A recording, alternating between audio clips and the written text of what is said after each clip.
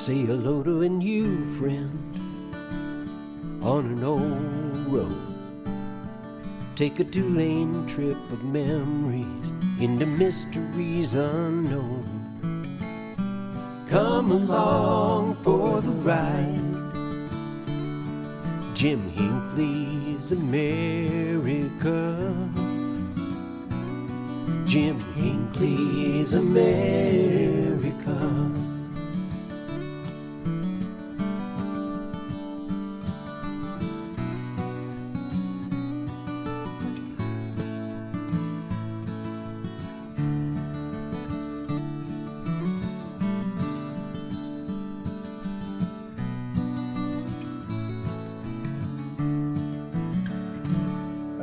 Idea keeps popping into my thoughts lately. Like a Model T Ford pushed into a back corner of the barn for decades, there are project ideas that are shelved until there's more time to transform them into a reality.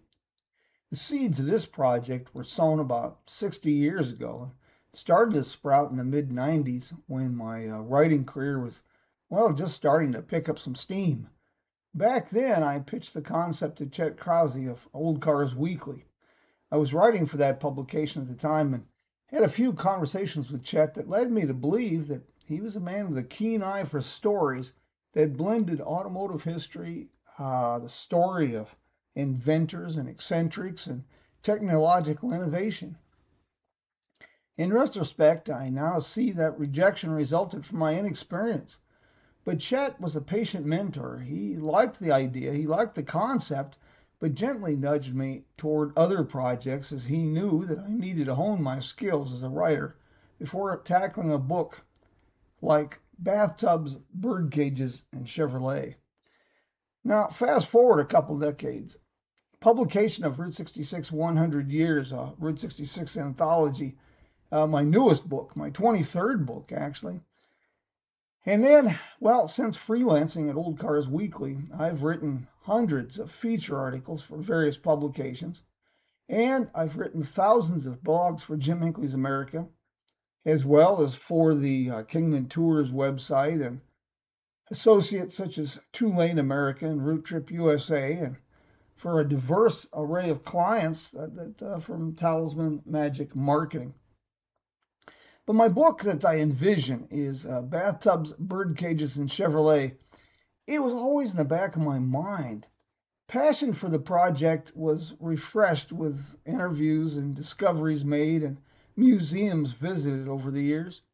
It followed me from meeting publisher deadlines to two-lane highway explorations. And over the years, I kept gathering notes and tracking down information, adding books to the library, and tucking away every scrap of information like a squirrel stocking up for a long winter. Every now and then, when I had a few spare minutes, I'd dust it off and refine the concept. I moved the project from typewritten pages to floppy disk to CD and then to files on OneDrive. I kept waiting for the right moment. In my humble opinion, that moment is 2026. That's the 250th anniversary of the United States. And this envisioned book is truly an American story. At the center of the story is my grandfather, Frederick P. Hinckley. He was an inventive, mechanically gifted man born in 1865. His legacy was largely unknown outside our family until I began digging into more 5 decades ago. I started looking at this. Frederick was a prolific inventor, a visionary, and a tinker in the best sense of the word. He was someone who saw a dynamic future being held back by puzzles waiting for solutions. Among his many accomplishments was a patent for the coaster brake on the bicycle in 1898. That was my first discovery. Over the years, I have found 2 connections to rather famous automotive pioneers. Henry Ford's connection to my grandfather has proven elusive, but for years there was a picture of Henry Ford and Frederick taken on the front porch of the Hinckley house on Hinckley Boulevard in Vandercook Lake, Michigan. That sat on my grandmother's mantle. See, I never met my grandfather. He was 63 when my father was born. And, well, I'd ask my grandmother about that picture, and she would just tell me that Fred and Henry had projects together. But I have since learned that Frederick had several contracts for special projects with Ford. These were completed mostly at his Francis Street machine shop. Now, David Buick was my grandfather's employer in the late 1890s. In the decades that followed, Buick had several manufacturing enterprises in Jackson, which is just outside of Vandercook Lake. These were the same years that my grandfather was involved with several auto manufacturers in the city, and he owned that machine shop on Francis Street and had offices in Jackson. Is it too much of a stretch to imagine that these men might have worked together on projects? This book, as envisioned, uses Frederick's life as a keyhole through which readers can peer into the larger story.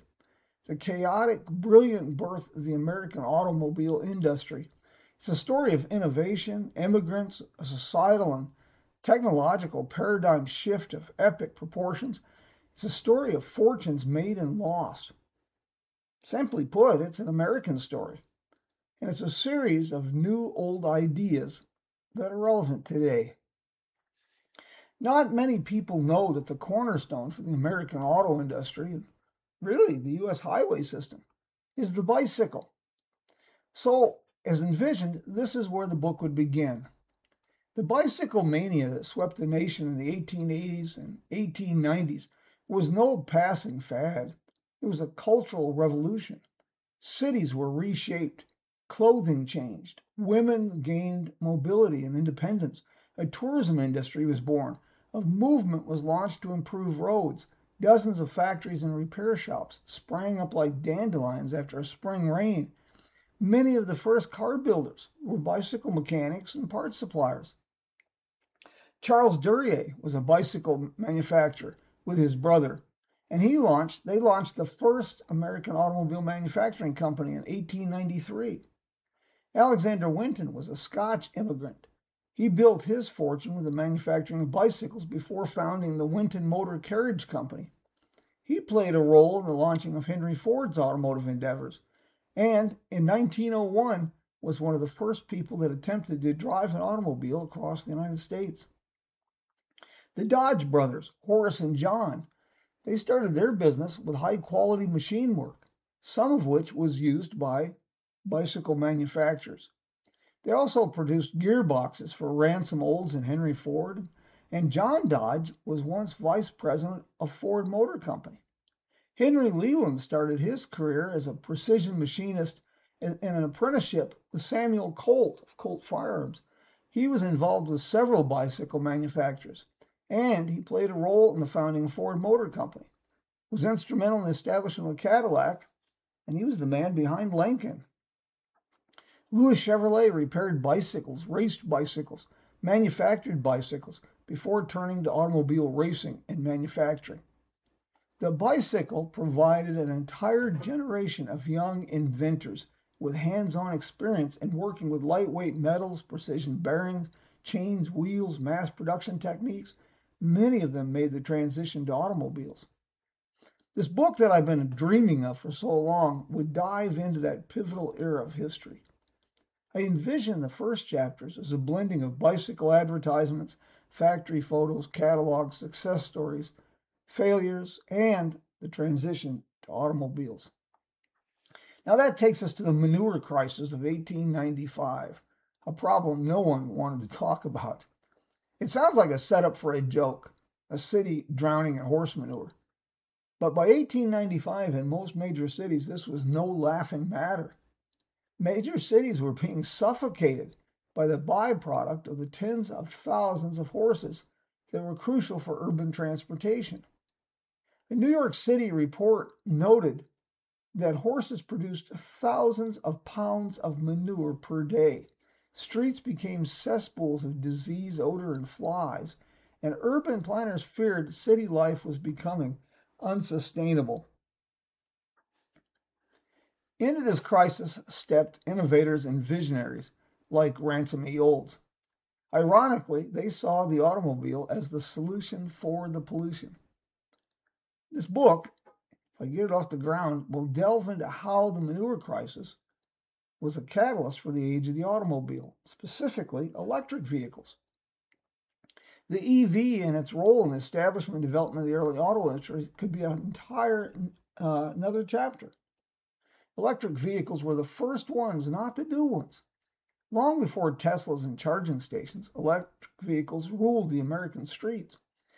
There's a little bit of trivia, and like I always say, my pa taught me better to fill the head with useless knowledge than no knowledge at all. But in the late 19th century, electric taxis and buses were operating in most major cities. Socialites favored electric runabouts for their cleanliness and quiet.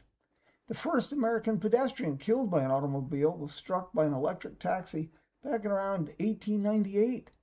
Thomas Edison worked with engineers at Studebaker on that company's first automobile. And engineers experimented with battery chemistries that we still use today.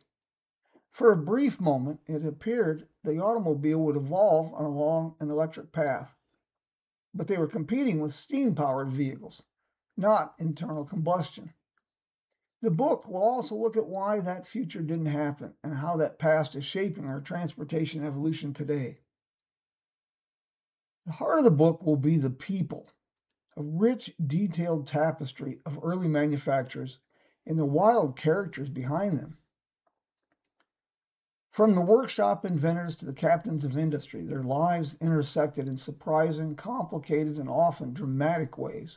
Some names became legendary, others fizzled, some were brilliant, others just misguided. I'd like to look at the companies and the characters who built them. Charles Nash, David Buick, Horace and John Dodge, William Durant, E.L. Cord, Henry Leland, Alexander Winton, James Ward Packard, the story of the Studebaker brothers, Henry Ford, Ransom Olds, Walter Chrysler, Jonathan Maxwell, C. Harold Willis, Benjamin Briscoe. Each of the profiles would dig into personal rivalries, mechanical breakthroughs, factory innovations, the unexpected webs of partnerships that tied these pioneers together. I also like to dig deep into the story of the overlooked women like Florence Lawrence that contributed mightily to the evolution of the auto industry. Particular companies that I'd like to put the spotlight on would include Pierce, Arrow, Packard, Ford, Cadillac, Chevrolet, Studebaker, Olds, Nash, Buick, Dodge, Briscoe, Maxwell, Duryea, Winton, Jackson, Auburn. And all these stories would be interconnected. Think of it as America's automotive soap opera, engineering melodrama, smoky backroom deals, and hostile, even violent corporate takeovers. Here's a kind of a teaser, something like say, I got this in my head, and this is a really ambitious project. But think of this. David Buick's machine shop smelled of warm oil and the metallic tang of filed steel. Frederick Hinckley was taking time from his lunch to work on a personal project, a coaster brake hub for the bicycle. Hinckley, like Buick, Chevrolet, and Duryea, exuded a quiet confidence, a sense that he was part of something huge that was about to transform the world. What I envision with this is a book that isn't just automotive history. I see it as narrative nonfiction with characters, conflict, and heart, a sweeping social history of America's transformation, a technical exploration of bicycles and engines and patents and factories and engineering breakthroughs, and a travel companion that links historic sites and museums to the stories they represent. And it would be a family history, anchoring national events, the one in Michigan inventor's legacy. Well, publication and even the writing of Bathtubs, Birdcages, and Chevrolet will depend on lots of things. First is the Route 66 Centennial, and that is keeping me busier than a one-legged man in a behind kicking contest. Then I need a publisher, or to learn more about what constitutes for self-publishing today. And I'm sure that self-publishing has evolved a lot. since I tried it several years ago and wrote Jim Hinckley's America, Kingman, Arizona, and 160 Miles of Smiles. Meanwhile, I'll continue gathering information. I'll share a few of those stories here, and in my spare time, I will polish the 3 completed chapters and, begin developing the rest of the story. So what are your thoughts about this new old idea? Stay tuned.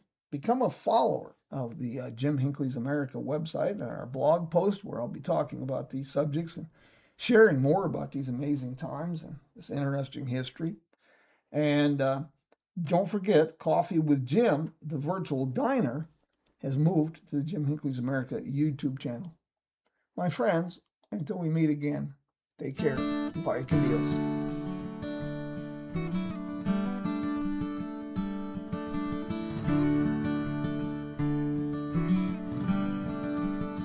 Say hello to a new friend on an old road.